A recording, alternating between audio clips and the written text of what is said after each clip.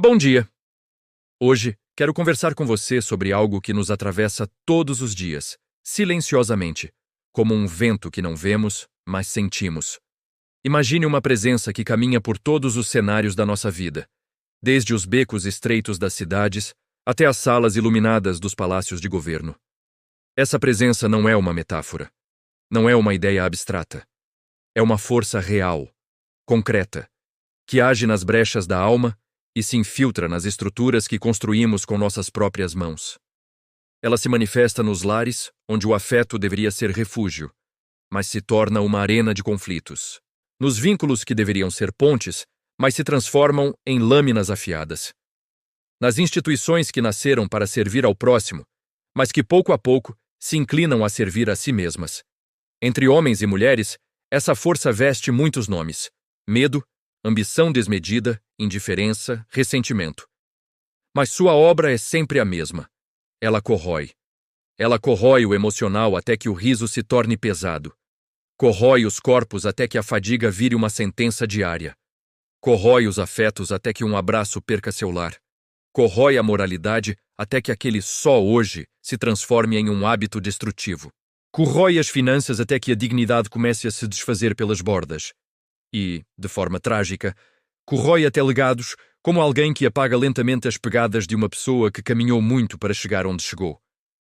Nos políticos que deveriam zelar pelo bem comum, essa força se amplifica como um eco em um vale.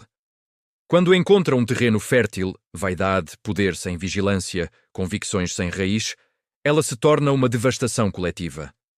Uma única assinatura pode ferir mais do que uma espada, e uma escolha disfarçada de progresso pode sabotar dezenas de futuros que ainda nem nasceram. Mas essa presença, por mais poderosa que pareça, não é onipotente. Ela vive apenas onde há o silêncio da consciência, onde a pressa substitui o discernimento, onde a alma desiste de vigiar seus próprios limites. Seu reino é o território do descuido. E ainda assim, todas as vezes que alguém, em qualquer lar, instituição ou governo, decide agir com lucidez, com aquela coragem quase secreta de quem sabe que o bem nunca faz alarde, uma fissura se abre no domínio dessa força. É nessa pequena fissura que a esperança respira. É nela que o mundo, mesmo cansado, começa de novo. Existe uma força que atravessa a humanidade desde seus primórdios. Não como uma lenda infantil ou um fantasma decorativo, mas como uma realidade espiritual que foi interpretada, sentida e registrada pelas mentes mais profundas da história.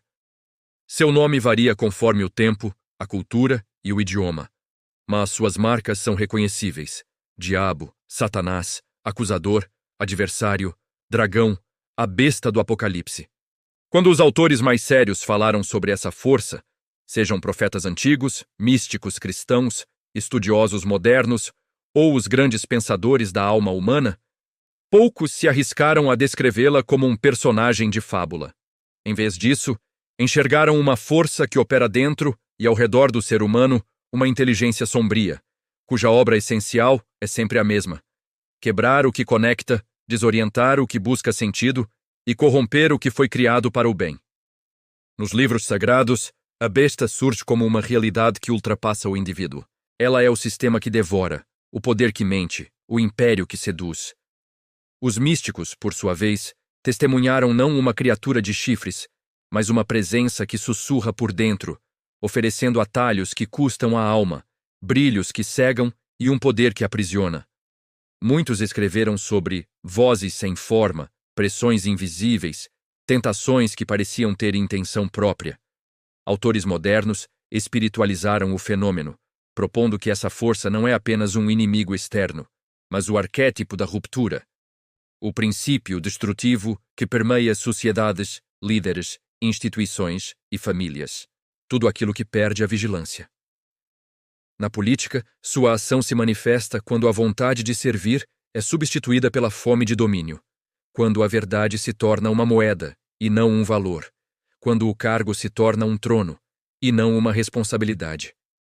O Apocalipse descreve isso como o espírito que seduz os reis da terra, uma força que não governa sozinha, mas precisa de cúmplices humanos, vaidosos, cansados, endividados, corrompidos, desesperados, ambiciosos. Nos lares, sua influência não aparece com estardalhaço, mas em pequenas rachaduras. O silêncio que vira muro, a palavra que vira arma, o cuidado que vira cobrança, o amor que vira disputa. É assim que a devastação emocional, física, afetiva, moral e até financeira se instala. Ela não chega como uma tempestade, mas como uma infiltração. Não destrói de uma vez, mas em 1000 migalhas. Os autores mais profundos afirmam que a maior vitória do adversário nunca foi a destruição total, mas a normalização do mal, a banalização da injustiça, a indiferença diante do sofrimento alheio. O mal triunfa quando não precisa mais gritar, quando se confunde com a rotina, com a política pública, com a tradição, com o hábito, com o costume.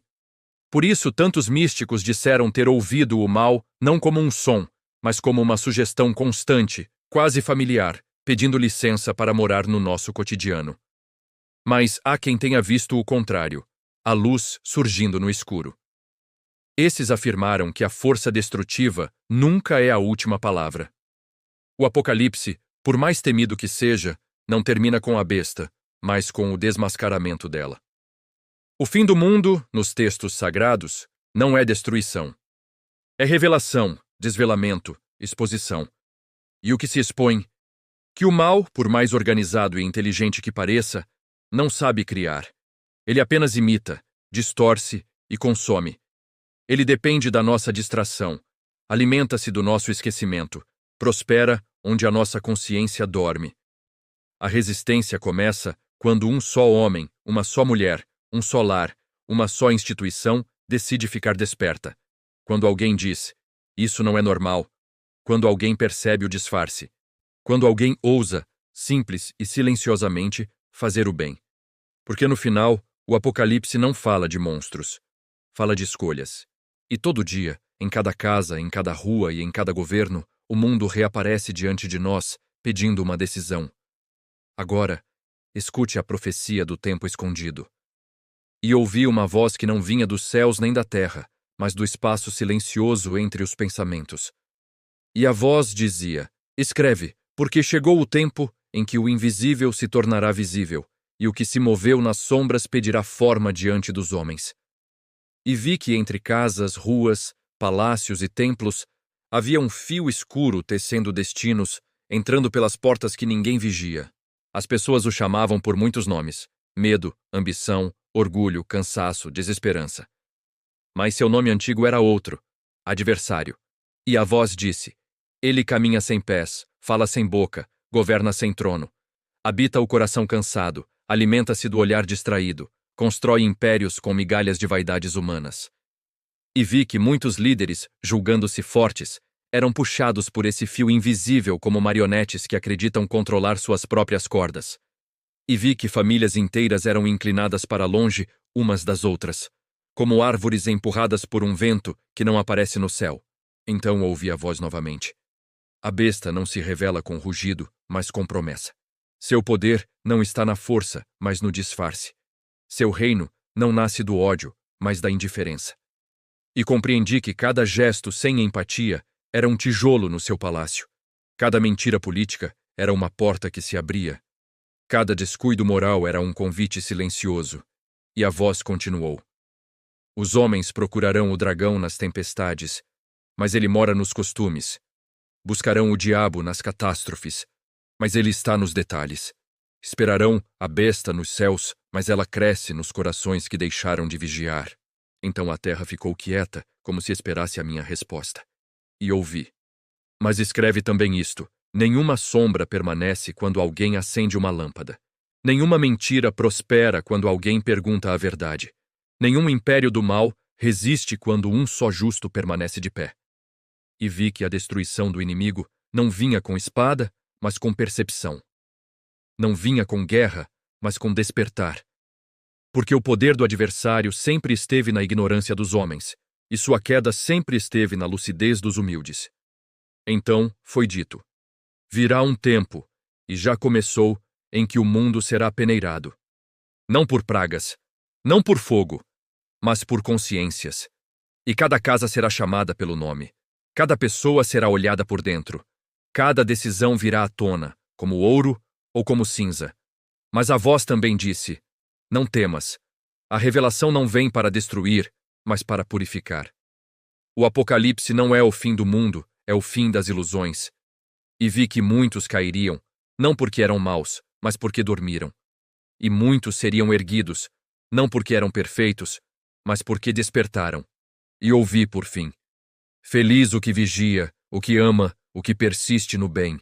Porque quando o oculto for desvelado, o mal perderá sua máscara, e a luz reconhecerá seus filhos. Então a voz silenciou. E o mundo pareceu o mesmo, mas não era. Porque uma profecia, uma vez dita, não descreve o futuro. Ela desperta o presente. Muito obrigado por ter ficado comigo até aqui, por ter dedicado seu tempo e sua atenção a esta reflexão. Se estas palavras tocaram seu coração de alguma forma, saiba que não foi por acaso. Estamos juntos nesta jornada de despertar. Se você ainda não faz parte da nossa comunidade, convido você a se inscrever no canal e a ativar as notificações, para que possamos continuar crescendo e aprendendo juntos. Compartilhe este vídeo com alguém que você ama, alguém que precise ouvir essa mensagem de esperança e de alerta. Cada compartilhamento é como acender uma nova luz no mundo. Deixo aqui meu mais sincero abraço e meu desejo de que a sua jornada seja iluminada. Até o nosso próximo encontro.